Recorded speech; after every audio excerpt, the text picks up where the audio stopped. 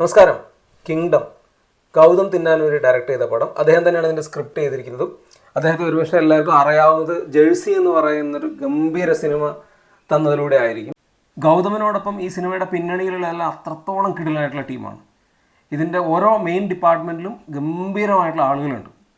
കാരണം ഇതിൻ്റെ സിനിമാറ്റോഗ്രാഫി ചെയ്തിരിക്കുന്നത് ഗിരീഷ് ഗംഗാധരനും അതുപോലെ തന്നെ ജോമോൻ ടി ജോണുമാണ്. രണ്ടുപേരും മലയാളികളാണ്. രണ്ടുപേരുടെയും വർക്കുകൾ പൊതുവെ നമ്മൾ നോക്കിയാലും ഗംഭീര വർക്കുകളാണ്.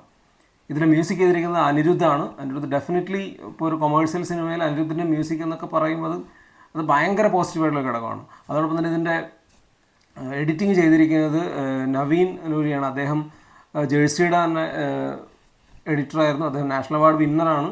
സോ അപ്പോൾ ഇങ്ങനെ തുടങ്ങി ഓരോ ഡിപ്പാർട്ട്മെൻറ്റിന് അത്രത്തോളം ക്വാളിറ്റിയുള്ള ടീമുണ്ട്. അതുകൊണ്ട് തന്നെ പേഴ്സണലി ഭയങ്കര പ്രതീക്ഷയുണ്ടായിരുന്നു.